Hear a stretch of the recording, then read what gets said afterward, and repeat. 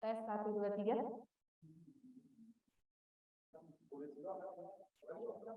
Tes 1, 2, 3.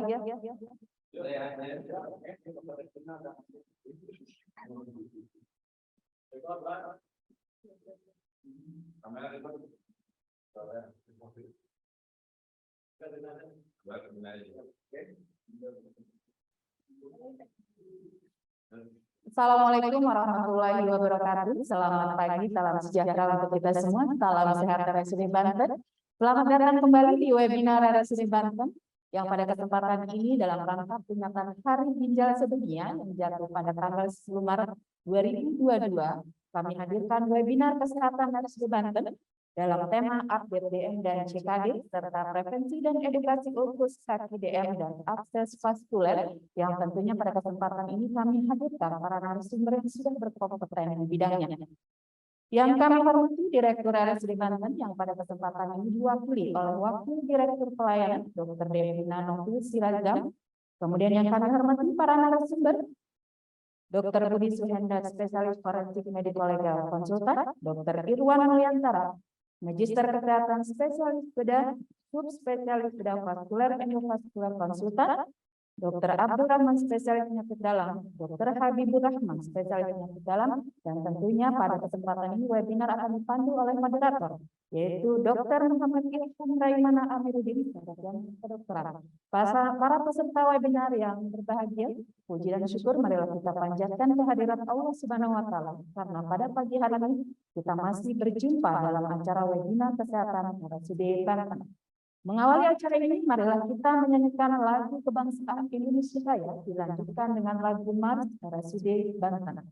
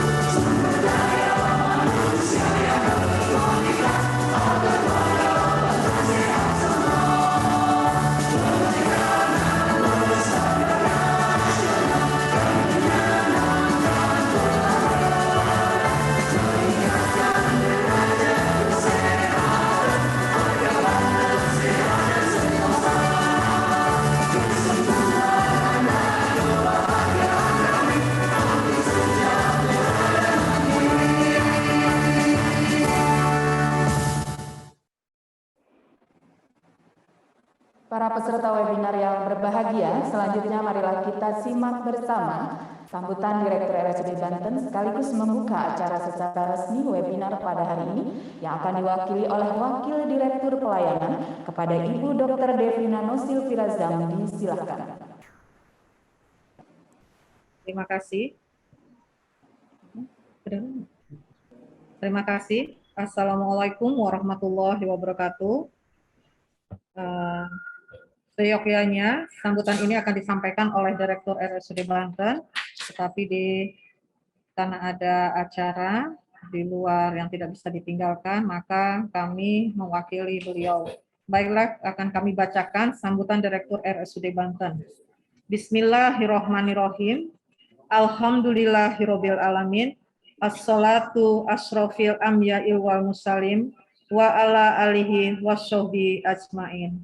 Yang terhormat pejabat eselon 3 dan 4 di jajaran RSUD Banten, yang terhormat para narasumber, yang terhormat para peserta webinar serta hadirin sekalian yang berbahagia. Assalamualaikum warahmatullahi wabarakatuh. Pertama-tama marilah kita panjatkan puji dan syukur kehadirat Allah Subhanahu wa taala atas curahan rahmat dan karunia-Nya. Hari ini kita dapat berkumpul acara webinar update DM dan CKD serta prevensi dan edukasi ulkus kaki DM dan akses dalam keadaan sehat walafiat. Hadirin yang saya hormati, saat ini penyakit ginjal kronis atau PGK merupakan masalah kesehatan masyarakat global dengan prevalens dan insiden gagal ginjal yang meningkat, prognosis yang buruk, dan biaya yang tinggi. Prevalensi PGK meningkat seiring meningkatnya jumlah penduduk usia lanjut dan kejadian penyakit diabetes mellitus serta hipertensi. Sekitar 1 dari 10 populasi global mengalami PBK pada stadium tertentu. Prevalensi global PBK sebesar 13,4%. Menurut hasil Global Burden of Disease tahun 2010, PBK merupakan penyebab kematian peringkat ke-27 di dunia tahun 1990 dan meningkat menjadi urutan ke-18 pada tahun 2010. Sedangkan di Indonesia, perawatan penyakit ginjal merupakan ranking kedua pembiayaan terbesar dari BPJS Kesehatan setelah penyakit jantung. Hadirin yang saya banggakan, penyakit ginjal kronis awalnya tidak menunjukkan tanda dan gejala, namun dapat berjalan progresif menjadi gagal ginjal. Penyakit ginjal bisa dicegah dan ditanggulangi, dan kemungkinan untuk mendapatkan terapi yang efektif akan lebih besar diketahui lebih awal. Untuk meningkatkan kesadaran akan pentingnya ginjal untuk kesehatan secara menyeluruh dan menurunkan frekuensi dan dampak penyakit ginjal dan problem kesehatan terkait dan komplikasinya, maka Rumah Sakit Umum Daerah Banten dalam upayanya meningkatkan status derajat kesehatan khususnya di wilayah Provinsi Banten mengadakan edukasi dan pelayanan penanggulangan kesehatan ginjal. Terkait dengan peringatan Hari Ginjal Sedunia yang mengangkat tema Kidney Health for All, Bridge the Knowledge Gap to Better Kidney Care, yang secara spesifik mengajak seluruh lapisan masyarakat untuk bekerja sama dalam menjembatani kesenjangan pengetahuan untuk kesehatan ginjal yang lebih baik. Oleh karena itu, maka kami mengadakan webinar kesehatan ginjal dengan tema update DM dan CKD, serta prevensi dan edukasi ulkus kaki DM dan akses vaskuler. Hadirin yang berbahagia, demikian yang dapat kami sampaikan. Selanjutnya dengan mengucapkan Bismillahirrohmanirrohim, webinar update DM dan CKD, serta prevensi dan edukasi ulkus kaki DM dan akses vaskuler, saya buka secara resmi. Semoga Tuhan Yang Maha Kuasa mengabulkan doa kita semua. Amin. Terima kasih. Wassalamualaikum warahmatullahi wabarakatuh. Serang, 30 Mei 2022, Direktur Dr. Haji Dadang Amzah Nugroho MKes. Terima kasih. Wassalamualaikum warahmatullahi wabarakatuh.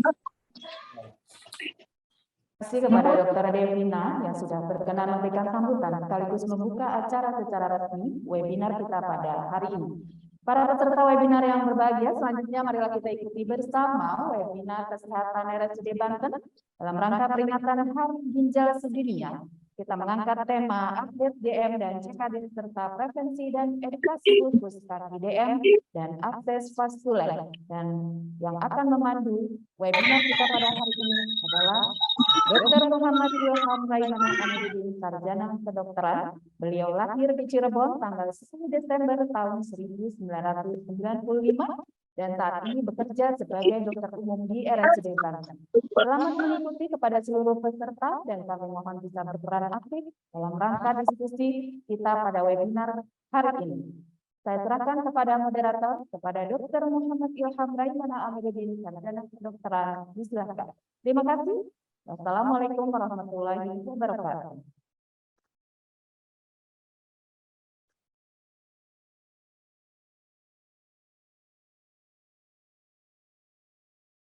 Bos, Om Teguh, langsung enak ya? Langsung lunak. Dok, ini isi artis saja dok ya? Yang kalau dokternya enggak, itu dulu, nanahnya dulu aja nih. Iya.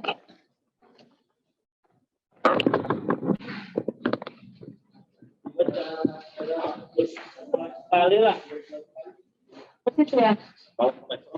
Kalau di X. Kalau obat Kok pakai kopi ya?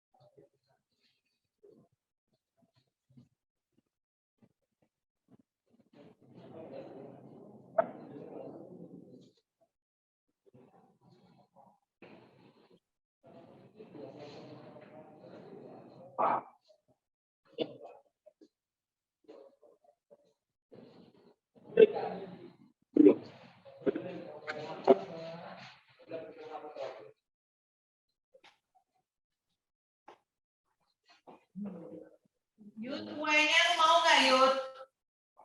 Kue, kue tart, kue tart yang Desi ulang tahun, ha?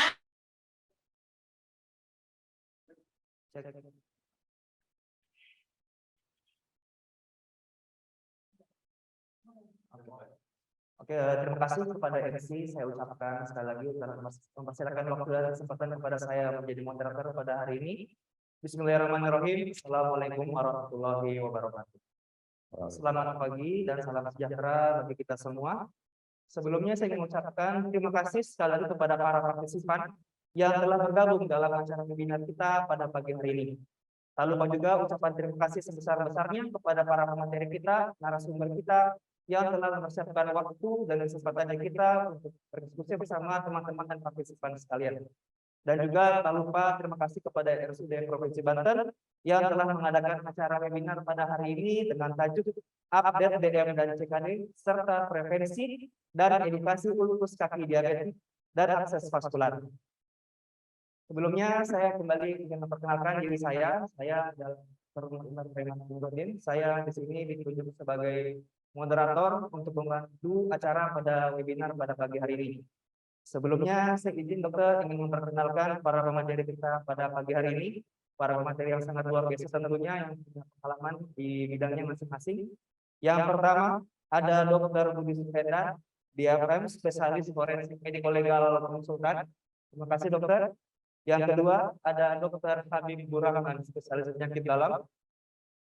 Dan yang terakhir ada Dr. Irwan Diantara, Magister Kesehatan, spesialis bedah, subspesialis bedah vaskular, vaskular konsultan. Ya, baik, jadi izin. Itu adalah pemateri kita pada hari ini. Dan izin saya ingin menjelaskan sedikit kepada para partisipan untuk mekanisme webinar pada hari ini, di mana di sini para narasumber masing-masing akan membawakan materi dengan waktu kurang lebih 30 menit. Kemudian nanti sesi diskusi akan membawakan pada akhir sesi webinar pada hari ini. Jadi jika ada pemateri, jika ada narasumber, jika ada partisipan yang ingin ingin bertanya atau ingin berdiskusi kepada pemateri, kami persilahkan melalui kolom chat yang telah disediakan. Sekali lagi saya ingatkan kepada para partisipan yang ingin melakukan pertanyaan, melakukan diskusi kepada para narasumber, kita bisa melakukan diskusi melalui kolom chat dan kolom chat supaya kita bisa diskusikan pada akhir sesi ini. Oke, kita lanjut saja untuk mempersingkat waktu. Kita masuk kepada materi kita yang pertama oleh Dr. Budi Suhendar, dia spesialis forensik medical legal konsultan, yaitu dengan materi etik dengan judul Etika Kedokteran dan Kualitas Hubungan dalam Dokter Pasien. Izin dokter, saya bacakan CV dokter pada hari ini. Nama Dr. Budi Suhendar, DFM, spesialis forensik dan medical legal konsultan. Beliau saat ini bertugas di Rumah Sakit Umum Daerah Provinsi Banten dan Rumah Sakit Umum Daerah Dr. Derajat Perwira Negara. Untuk pendidikan, dokter lulus S1 dan profesi dokter di Universitas Trisakti dan lulus sebagai dokter spesialis forensik dan medical legal di Fakultas Kedokteran Universitas Indonesia. Baik, kepada Dr. Budi Suhendar, sudah tempat dipersilakan.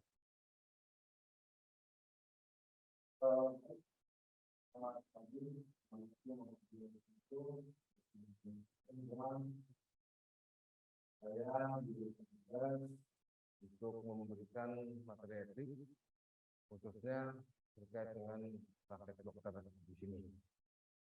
Seperti kita ketahui, berhasilnya suatu pelayanan kedokteran tidak terlepas dari hubungan dokter pasien yang baik.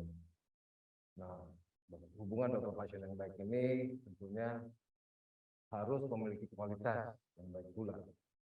Bagaimana kita melihatnya dari aspek etik untuk bisa para dokter memiliki kualitas hubungan dokter pasien yang baik ini. Materi.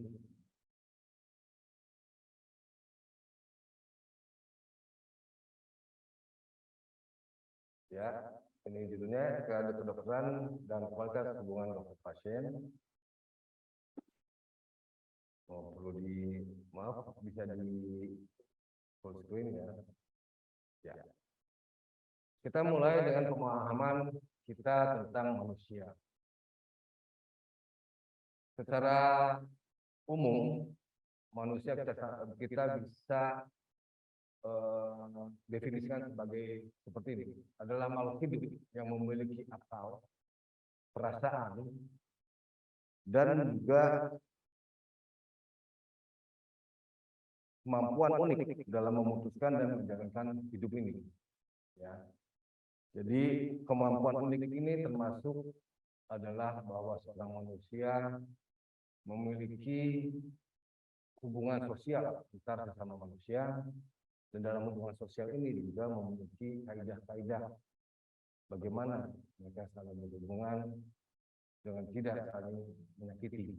Tentunya ini menjadi hal penting untuk kita pahami di mana kita bekerja, karena mungkin setiap wilayah memiliki kekhasannya dalam hal kaitannya hubungan antara manusia ini. Selanjutnya,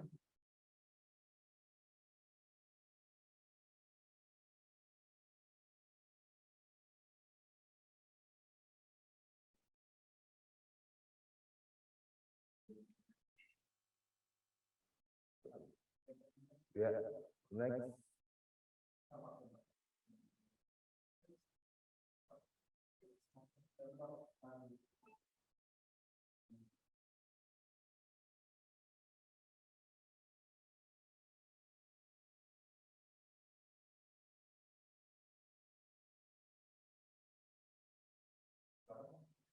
Ya. Selanjutnya, maaf ya ini agak macet, coba kita cek. Ada masalah teknis.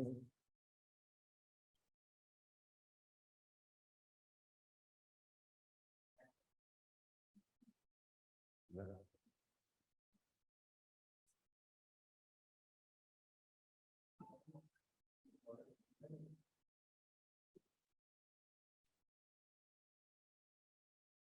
Mohon bersabar. Dan mengalami.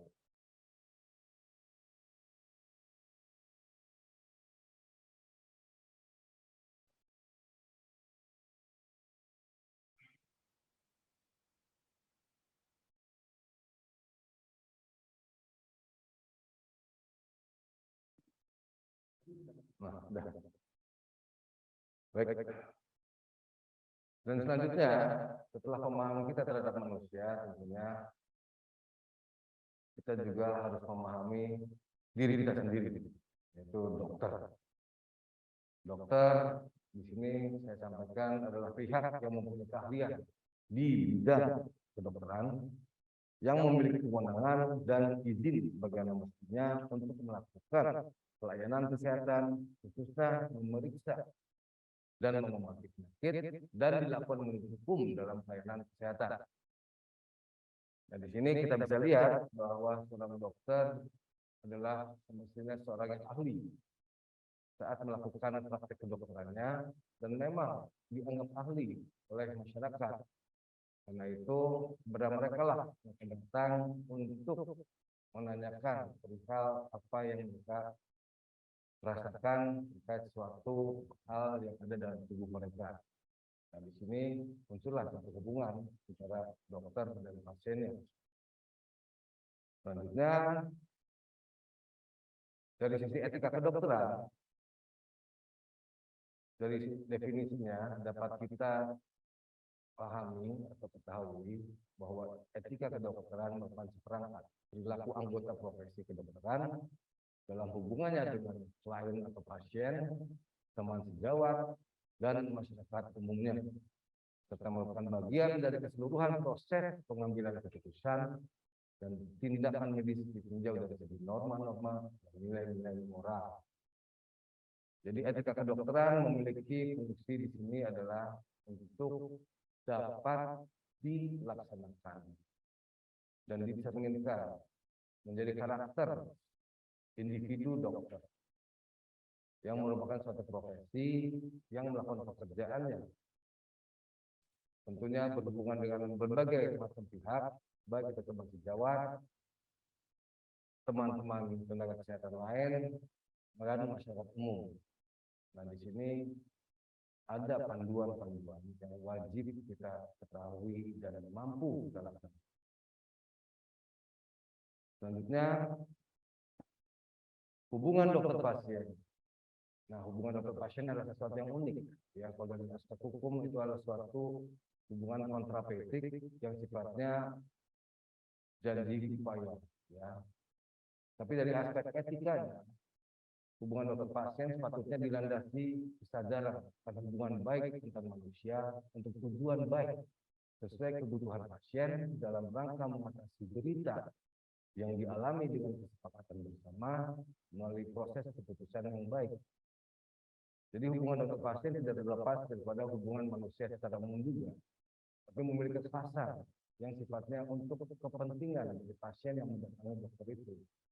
Di sini dokter wajib atau setidaknya memiliki perasaan yang baik kepada pasiennya untuk menyelami apa yang diderita oleh pasien ini. Ya, tentunya juga nanti mencari jalan keluarnya sesuai keilmuan dengan suatu proses keputusan yang diambil juga secara baik. Nah, secara real ya, Ikatan Dokter Indonesia telah memberikan suatu kode etik kedokteran Indonesia untuk para dokter di Indonesia yang wajib diamalkan. Di sini saya akan memberikan beberapa pasal dari kode etik ini yang memiliki relevansi dengan hubungan dokter pasien. Nah, yang tidak boleh kita lupa adalah pada pasal 1 di kode etik ini, yaitu bahwa setiap dokter wajib menjunjung tinggi, menghayati, dan mengamalkan sumpah dan atau janji dokter. Kita semua ingat saat kita lulus jadi dokter, kita melakukan sumpah dokter. dan ada sertifikatnya. Artinya setiap dokter yang telah melakukan sumpah dokter ini diharapkan mengingat sumpahnya atau janjinya saat itu. Dan di situ semua hal-hal yang kaitannya dengan hubungan kita kepada manusia lainnya, hubungan kita kepada pasien, hubungan kita tentang kehidupan, dan juga hubungan kita dan kewajiban kita akan keilmuan. Pada pasal 8 kita bisa lihat bahwa di sini dicantumkan bahwa seorang dokter wajib dalam setiap praktik medisnya memberikan pelayanan secara kompeten dengan kebebasan teknis dan moral sepenuhnya, disertai rasa kasih sayang dan penghormatan atas martabat manusia. Dan dalam pasal 8 ini mencantumkan selain kata wajib, yaitu adanya hal yang sifatnya kompeten. Ya, kompeten ini maknanya adalah bahwa kita memiliki kemampuan yang baik dan juga sah untuk melakukan pemeriksaan kepada pasien. Selanjutnya adalah bahwa segala sesuatu yang kita lakukan itu harus berdasarkan suatu moral yang baik juga, ya, dan dasar moral yang baik dengan rasa kasih sayang dan penghormatan atas martabat manusia. Nah, kasih sayang dan moral ini saya bold untuk mengingatkan bahwa moral atau nilai-nilai moral menjadi hal penting saat kita melakukan praktik ini, ya, dan dilandasi dan dilakukan dengan rasa kasih sayang. Ini memang kata-kata, tapi maksudnya bukan hanya sekedar kata-kata. Untuk bisa dipahami dan diimplementasikan, kasih sayang kepada orang lain itu memiliki tantangan yang lebih rumit daripada kita memberi kasih sayang kepada orang berupa saudara atau yang terdekat dengan kita, ya. Tapi kita sebagai dokter wajib memiliki rasa kasih sayang terhadap sesama manusia, sehingga kita memiliki perasaan setidaknya mampu untuk meraba rasakan apa yang dirasakan pasien kita, baik aspek perasaannya maupun pikirannya. Selanjutnya pada pasal 10 itu bisa kita lihat bahwa seorang dokter wajib menghormati hak-hak pasien. Dalam undang-undang praktek kedokteran semua apa yang menjadi hak pasien, apa yang menjadi hak dokter. Jadi mohon teman-teman mereview kembali, merefleksikan kembali apakah kita sudah melakukan penghormatan atas hak pasien ini. Tapi juga tidak hanya sebatas pada pasien. Dalam kode etik kedokteran pada teman sejawat kita juga wajib menghormati, dan tenaga kesehatan lainnya, dan juga wajib dijaga kepercayaan pasien. Jadi jujur, teliti, dan menghargai aspek kemanusiaan pada orang-orang yang ada di sekitar kita menjadi suatu kewajiban dan wajib kita bisa tampilkan, ya, dan dirasakan oleh lingkungan kita. Selanjutnya pada pasal 12, di sana memuat dalam melakukan pekerjaan, seorang dokter wajib memperhatikan keseluruhan aspek pelayanan kesehatan, baik itu promotif, preventif, kuratif, dan rehabilitatif, yaitu baik fisik maupun psikososial kultural pasiennya, dan berusaha menjadi pendidik dan pengabdi sebagai masyarakat, sejati masyarakat. Nah, di sini saya bold keseluruhan dan pendidik, ya. Artinya seorang dokter wajib memiliki pemahaman, wawasan, dan juga keilmuan, ya, yang firm, ya, atau yang baik dalam aspek ilmu kedokteran ataupun ilmu kesehatan. Tapi tidak sekedar itu saja, dia juga wajib memahami psikososial yang ada di lingkungan. Sehingga kata kunci di sini adalah komunikasi etis efektif yang wajib dimiliki oleh seorang dokter. Di kata-kata berikutnya adalah untuk bisa berusaha menjadi pendidik dan pengabdi sejati masyarakat. Jadi seorang dokter diharapkan menjadi pencerah dari aspek keilmuan maupun dari pola berpikir, sehingga akan merubah satu budaya menjadi budaya yang lebih baik dan lebih sehat di masyarakat maupun lingkungannya. Selanjutnya pada pasal 14 ya. Di sini disampaikan bahwa seorang dokter wajib bersikap tulus ikhlas dan mempergunakan seluruh keilmuan dan keterampilan untuk kepentingan pasien. Yang ketika ia tidak mampu melakukan suatu pemeriksaan atau pengobatan atas persetujuan pasien atau keluarganya, ia wajib menunjuk pasien kepada dokter yang mempunyai keahlian itu. Jadi kesungguh-sungguhannya itu harus bisa terasakan oleh pasien. Dan kesungguhannya itu bukan acting, tapi suatu hal yang tulus ikhlas. Nah, kata tulus ikhlas itu mudah diucapkan, tapi tentunya bagi orang-orang yang memang memiliki perasaan positif dan baik, ini bukan sesuatu yang sulit untuk dilaksanakan. Pada pasal 15 disampaikan di Kodiki bahwa setiap dokter wajib memberikan kesempatan pasiennya agar senantiasa dapat berinteraksi dengan keluarga dan penasehatnya, termasuk dalam beribadah dan atau penyelesaian masalah pribadi yang lainnya. Artinya di sini kita memberikan waktu yang seluas-luasnya bagi pasien kita untuk mampu berkomunikasi dengan pihak lain, termasuk di dalamnya ini dalam hal mengambil suatu keputusan. Jadi nantinya keputusan itu ada keputusan yang bulat, keputusan yang benar-benar telah dipikirkan dan dipahami, baik itu manfaat maupun risikonya. Selanjutnya pada pasal 16. Setiap dokter wajib merahasiakan segala sesuatu yang diketahuinya tentang seorang pasien, bahkan juga setelah pasien itu meninggal dunia. Artinya apa di sini? Bahwa apa yang disampaikan tentang pasien kepada kita hanyalah kita yang tahu dengan Allah Subhanahu wa taala. Dan bukan untuk disebarkan kepada siapapun, karena ini sifatnya rahasia kedokteran.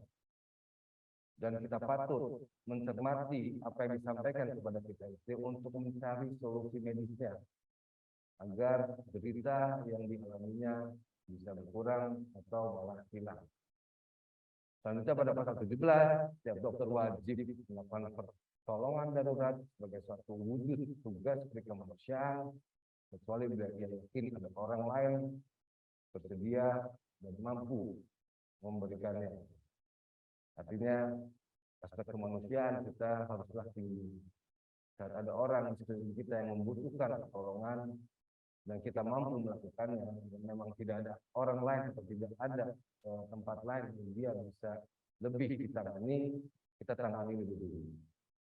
Di sini pada pasal 17 ini maknanya adalah bahwa kita sebagai dokter wajib memiliki rasa kemanusiaan yang tinggi.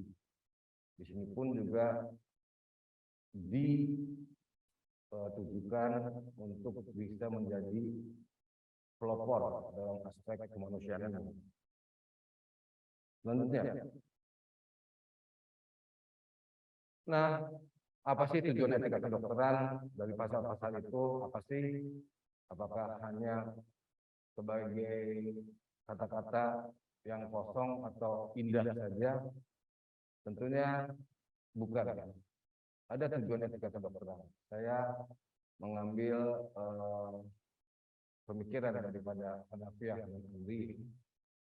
Tujuan etika kedokteran di sini adalah untuk menjadikan tenaga medis lebih manusiawi dengan memiliki kematangan intelektual dan emosional.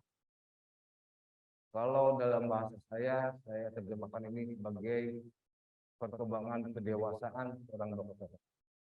Bahwa seorang dokter sebagai manusia dan juga sebagai profesional dalam berhubungan dengan manusia lainnya tentunya mampu menindaklanjuti aspek kemanusiaan pada dirinya dan kepada orang lain yang memberikan manfaat yang sebesarnya untuk pasiennya.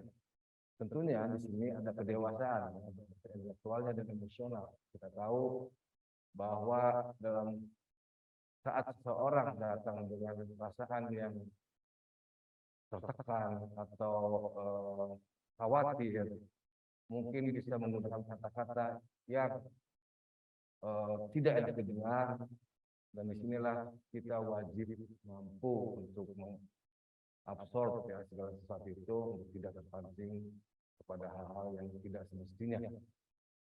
Selanjutnya tujuannya adalah menjadi pedoman agar tenaga medis dapat menjalankan profesinya dengan baik dan benar. Jadi kodeki ini adalah sebagai pedoman, tidak cukup dibaca, tapi wajib untuk dimengerti, dipahami, dan diimplementasikan sehingga menjadi karakter dalam kegiatan kita maupun perlakuan kita, perilaku kita dalam aspek pikiran maupun tindakan sehari-hari. Tentunya sebagai rambu-rambu yang akan mengingatkan para tenaga medis ketika berada di tempat masyarakat sehingga membatasi mereka berbuat tidak layak. Di sini mengingatkan kembali bahwa kita dalam berhubungan dengan manusia lain mengingat di mana tempat kita berada dan bagaimana nilai-nilai moral yang dianut di tempat itu. Selanjutnya agar tenaga medis memberikan jasa sebaik-baiknya kepada pasien dan melindungi diri dari perbuatan yang tidak profesional. Jadi tujuan dari kita kedokteran adalah untuk bisa menjadikan seorang dokter adalah dokter yang baik dan benar. Selanjutnya, ini semua yang tadi kita bicarakan tentang etik ternyata memiliki garis merah atau kesesuaian dengan tujuan standar pelayanan kedokteran yang dicantumkan dalam PMK nomor 1438 tahun 2010 tentang standar pelayanan kedokteran yang menyebutkan seperti ini, yaitu tujuannya adalah memberikan jaminan kepada pasien agar mendapatkan pelayanan kedokteran yang berdasarkan pada nilai ilmiah dan sesuai dengan kebutuhan medis pasien.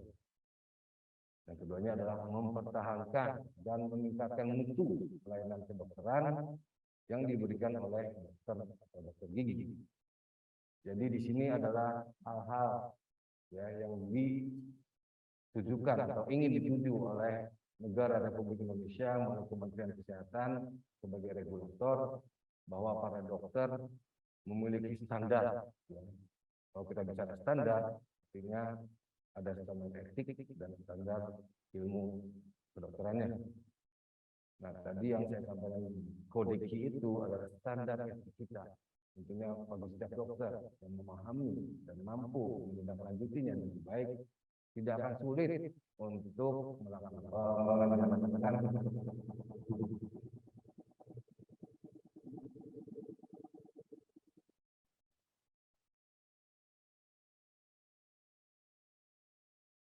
Nah, tadi kita bicara tentang kita, dokter. Nah, tentang pasien bagaimana? Ada yang namanya kepuasan pasien. Ini menjadi salah satu indikator keberhasilan kita atau setidaknya satu indikator penerimaan masyarakat terhadap apa yang kita lakukan untuk mereka. Pohan pada tahun 2013 saya kutip menyampaikan seperti ini.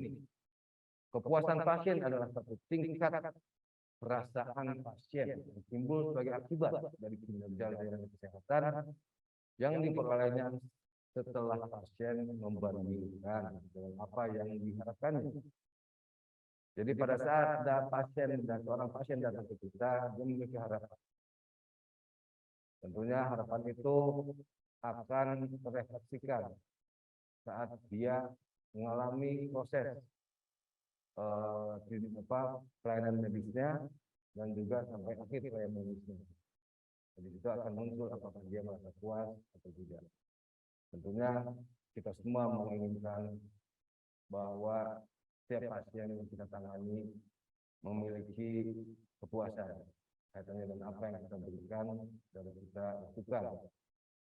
kepuasan itu bukan semata-mata kaitannya dengan hal finansial atau pelayanan secara fisik, ya, tapi juga rasa bahwa ada hubungan batin antara dokter dan pasiennya terjalin, dan dari situ akan menimbulkan kepercayaan yang tinggi antara dokter dan pasiennya. Kalau kita bicara nanti soal MEA dan juga perkembangan ilmu kedokteran di dunia dan pelayanan kedokteran di dunia, dengan meningkatkan pemahaman kita terhadap etika kedokteran ini, insya Allah pada saatnya dokter Indonesia akan dicari oleh warga dunia, karena dokter Indonesia dapat dipercaya dan bisa dirasakan manfaatnya saat dia melakukan pelayanan kepada pasien. Selanjutnya,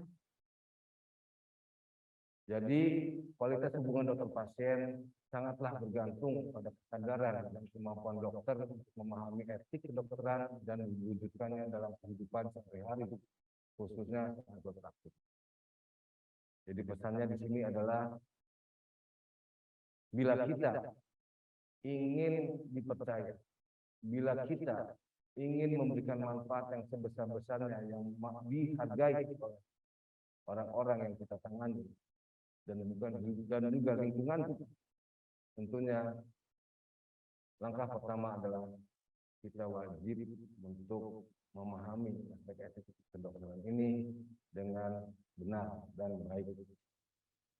Insya Allah di kemudian hari saya meyakini kemampuan dokter Indonesia memiliki potensi yang besar, baik untuk bangsanya maupun untuk dunia. Dan saya yakin ke depan ini akan terus berkembang, dan pada saatnya Anda semua akan menjadi orang-orang yang memang bisa diandalkan dan mampu mencerminkan profesi dokter sebagai profesi yang luhur.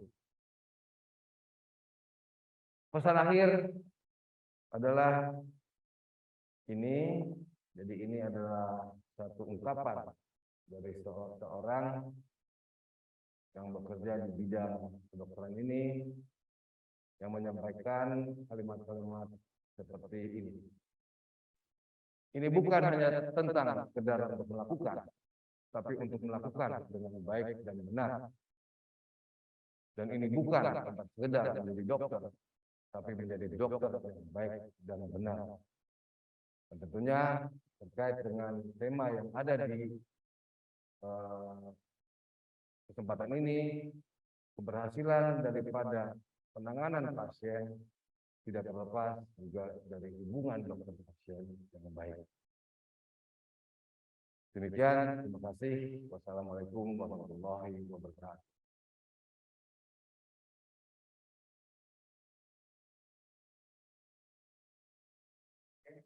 Tadi adalah materi yang sangat luar biasa dari Dr. Budi Suhendra, spesialis forensik mediko-legal konsultan, dengan judul Etika Kedokteran dan Kualitas Hubungan dan Dokter dan Pasien. Tadi saya kira pesan akhirnya sangat baik sekali dokter buat teman-teman dokter umum.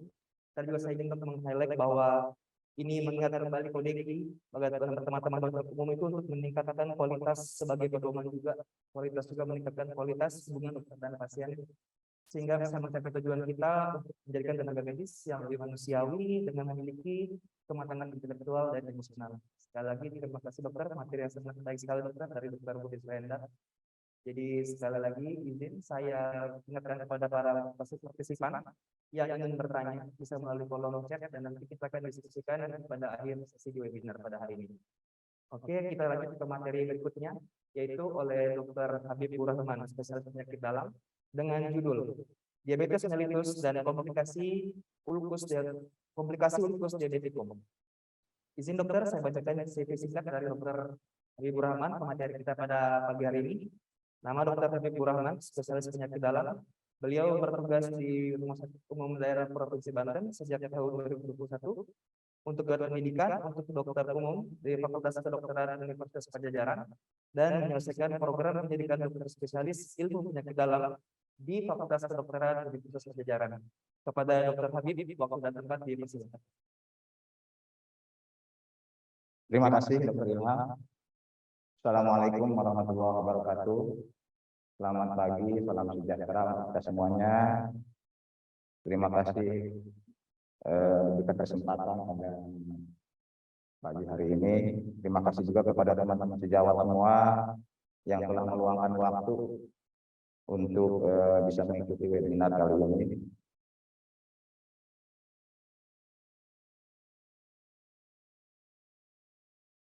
Pagi ini saya mendapatkan tugas ya, untuk membawakan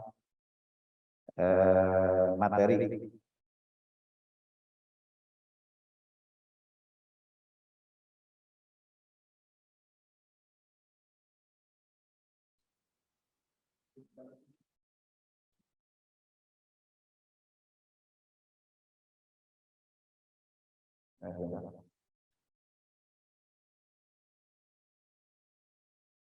materi tentang diabetes mellitus dan komplikasi dari lupus diabetikum, dan juga nanti tentang pelaksananya terutama dalam bidang penyakit dalam.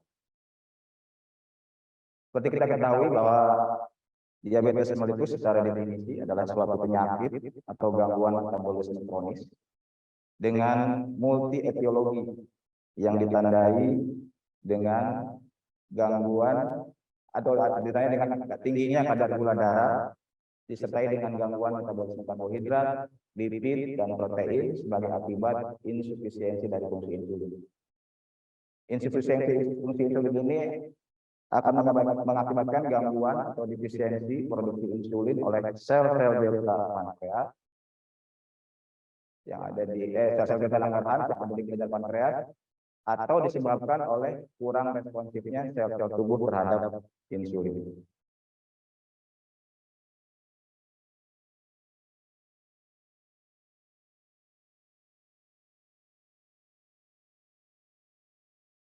Slide.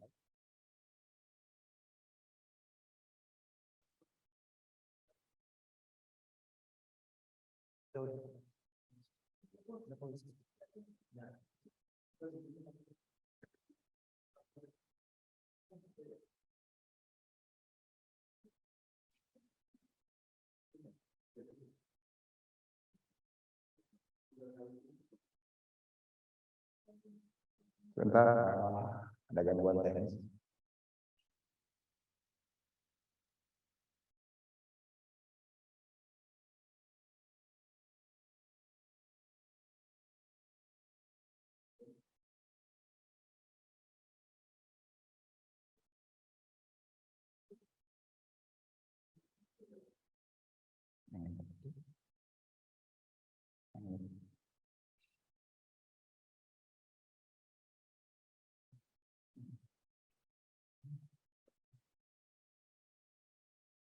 Prevalensi DM menurut IDF 2021 ada 1 dari 10 orang dewasa usia 20 sampai 79 tahun yang menderita diabetes, atau kurang lebih sekitar 537 juta orang ya. Ada 1 dari 2 orang dewasa yang ternyata tidak terdiagnosis, atau kurang lebih 240 juta orang. 1 dari 9 orang dewasa mengalami gangguan toleransi glukosa. 1 dari 18 orang dewasa mengalami gangguan glukosa puasa, atau kurang lebih 319 juta orang ya.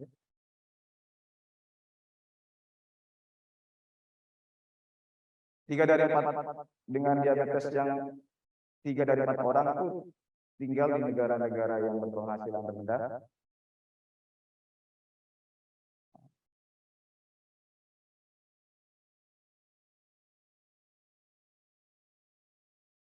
Dan kurang lebih 206 miliar US dollar ya telah dihabiskan untuk diabetes ini. Dan ada 6,7 juta kematian yang terkait dengan diabetes.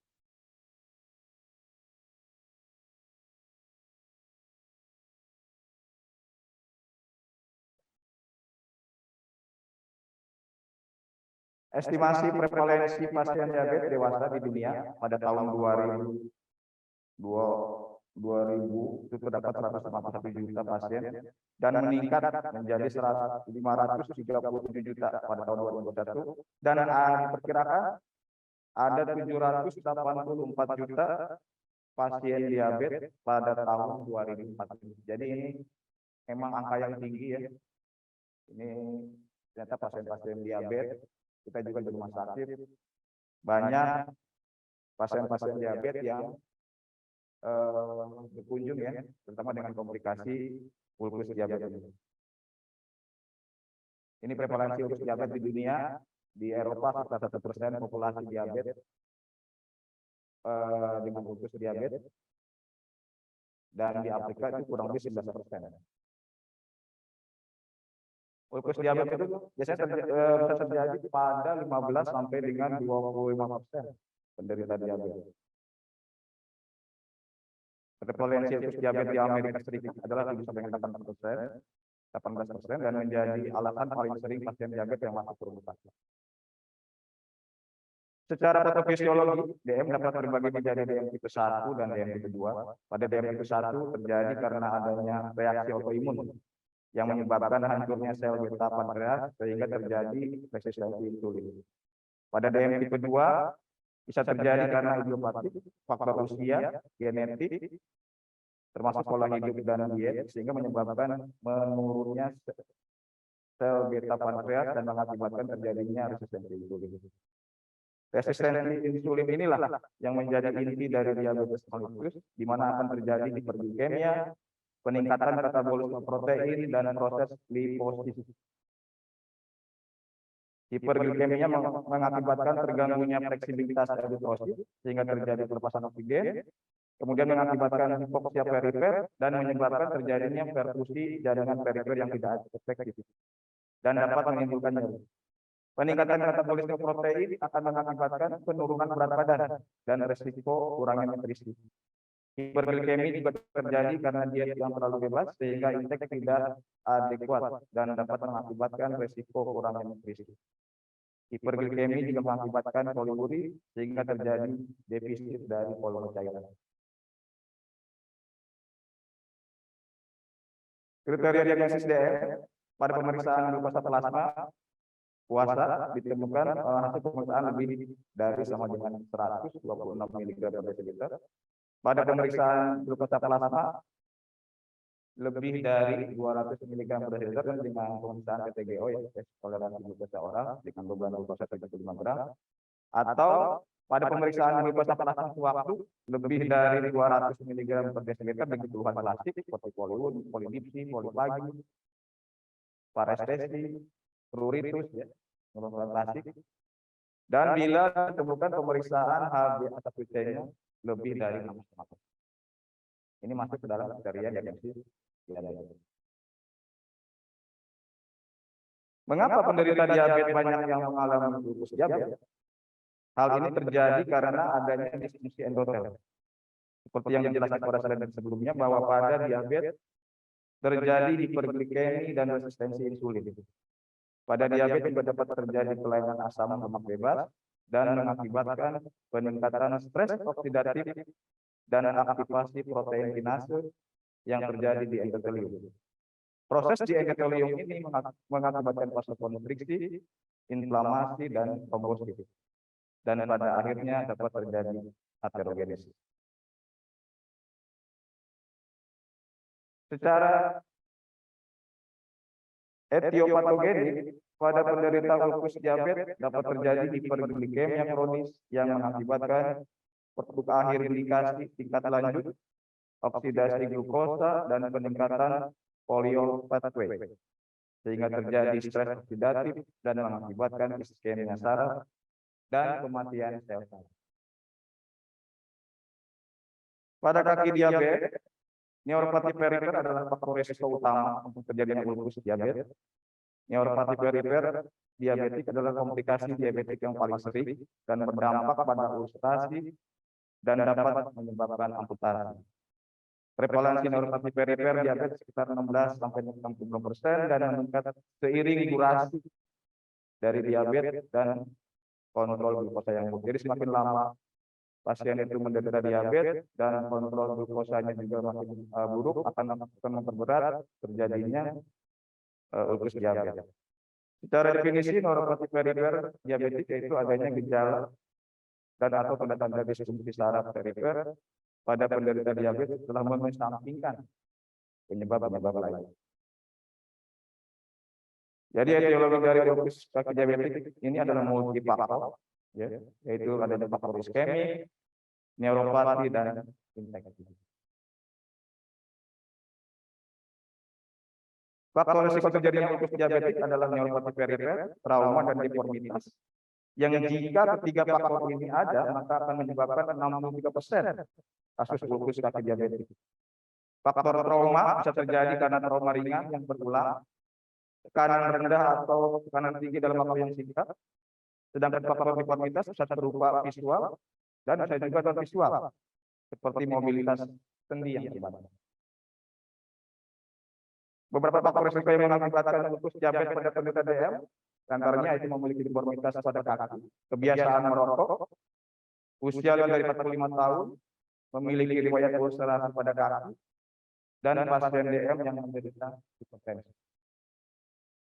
Ini menurut International Working Group on Diabetic Food tahun 2019, ada sistem stratifikasi resiko dan screening dan juga frekuensi pemeriksaan pada kaki di mana ada 4 kategori stratifikasi resikonya. Resiko sangat rendah, resiko rendah, resiko sedang, dan resiko tinggi. Pada resiko yang sangat rendah tidak ada kehilangan sensasi protektif, loss of protective sensation,